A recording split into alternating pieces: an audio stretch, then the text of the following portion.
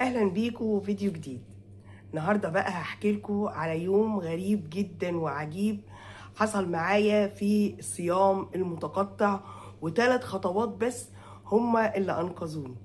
انا لغايه دلوقتي مش قادره استوعب هو ايه اللي حصل في اليوم ده، وليه اليوم العجيب ده انا عديت بيه.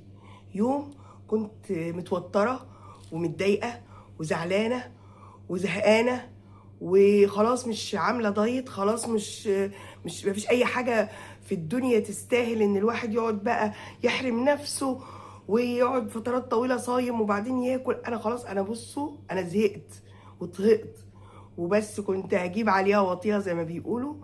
بعدين للحظه كده قلت هو في ايه؟ طب هو انتي متضايقه ليه؟ طب هو انتي بعد ما عملتي المجهود ده كله وصلتي لنتائج حلوه، بيني وبين نفسي كده هتوتري نفسك يعني وتضيعي مجهودك وتضيعي ساعات كتيرة صيام وزهق وملل وصبرتي وبدأت تظهر عليكي نتائج في ان انت تيجي بقى تاكلي وتلخبطي وفعلا جبت حاجات كتيرة قوي قوي قوي ممنوعة. جبت حاجات كتيرة ممنوعة وحطيتها قدامي وخلاص هاكلها. فجأة كده لقيتني بتراجع وبقول لأ، مش هضيع مجهودي، مش هضيع تعبي. واللحظة كده قلت ايه؟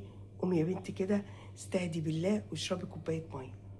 قمت فعلا جبت كوباية مية كبيرة وشربتها شوية وقلت ايه؟ استني برضو 10 دقايق، اشغلي نفسك بأي حاجة في ال10 دقايق دول. قعدت بقى شغلت نفسي في ايه في ال10 دقايق دول؟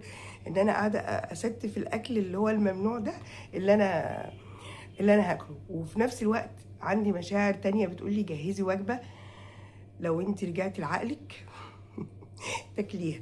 قمت سلقة بيض ومجهزة جبنة قريش و... وايه تاني يا ربي، وكوباية شاي وقعدت قعدت كده وعملت طبق سلطة. عدوا فوق الربع ساعة مش ال10 دقايق. وبعدين كده حطيت ده وده، فقلت ايه؟ طب انا لو كلت الاكل ده كله اللي مش صحي، اللي هو مش صح، اللي هو فيه لخبطه، انا هيجيلي عن ده بايه؟ يعني هيسعدني يعني مثلا؟ هقعد زعلانه ومقهوره برضو وحاسه بالندم وحاجات غريبه كده، واخد لي يومين ثلاثه لخبطه او ما عدتش ارجع تاني للدايت اصلا. طيب وده لو انا اكلته، طب ما ده يؤدي الغرض وده يؤدي الغرض. فقعدت حاطه الاكلين قدامي زي ما بقول لكم كده، يوم عجيب لازم اتعدي بيه. وبعدين بقى ايه؟ بس انا ربنا كرمني ان انا تعاملت معاه بشيء كويس، يعني تعاملت معاه بطريقه كويسه، فاهمني؟ فالمهم ايه؟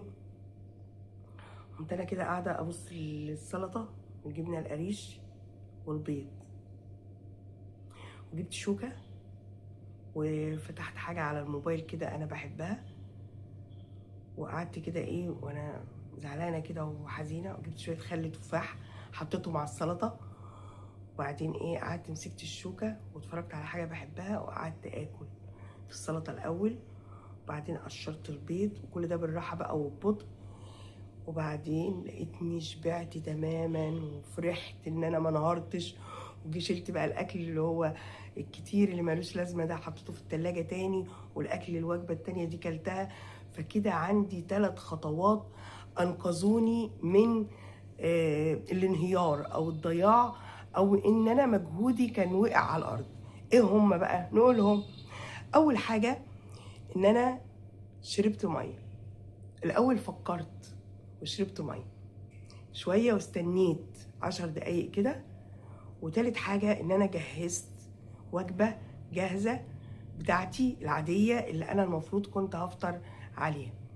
وبعدين بقى قعدت اعمل حاجات محببه كده ليا وانا باكل، ان انا اتفرج على حاجه بحبها ومش عارفه ايه، ولعبت بقى رياضه وطلعت من اللي انا فيه ده. فلما تحصل لك توتر انت مش جعانه، انت مودك وحش وعايزه، في ناس كده تحط غلها في الاكل، فده اكل عاطفي.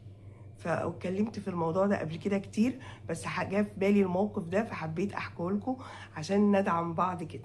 حبايب قلبي، انا نفسي استمر معاكم في القناه، ونفسي القناه تكبر بيكم، ونفسي ان انتوا فعلا تدعموا القناه باللايكات وبالشير للناس المهتمين بالتعليقات. تعليقاتكم راحت فين؟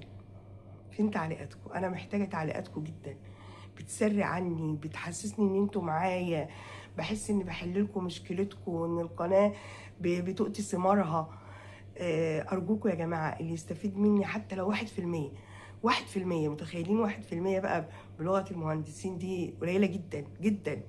بس انا فضلا منكم وليس امرا، وصداقه وحب واخوه، حاولوا ان انتوا لو في 1% استفاده من الفيديوهات دي ادوني انديكيشن كده وانطباع ان الفيديوهات دي كويسه واستمري. هاخد الانطباع ده منين؟ من لايكاتكم، من تعليقاتكم، من تشيير الفيديو، من المشاهدات. فعايزه يا جماعه ارجوكوا ارجوكوا ارجوكوا الفيديو ده يبقى نقطه تحول في القناه. وخلاص احتفل معاكم بقى ان احنا خلاص وصلنا لاشتراطات اليوتيوب في الاعتماد وفي عدد الساعات، وندخل رمضان كده مع بعض. عامله لكم فيديوهات حلوه جدا في رمضان، ازاي خلال سنتين وانا بمارس الصيام المتقطع كنت يعني بعمل ايه في رمضان، او انا بمارس الحياه الصحيه. وبعد كده رمضان كان عقبه كبيره قوي، بس الحمد لله هقول لكم ازاي انا تخطيتها وازاي وصلت لتارجت حلوه قوي، وان هو يبقى يعني ايه شهر كده ان شاء الله ان شاء الله يحصل فيه تغييرات ونقطه تحول كبيره.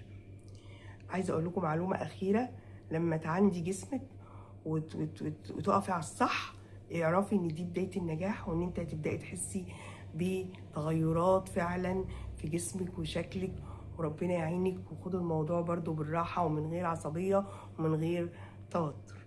بحبكم جدا جدا جدا جدا، ويا رب الفيديوهات تكون بتعجبكم، ومع السلامه.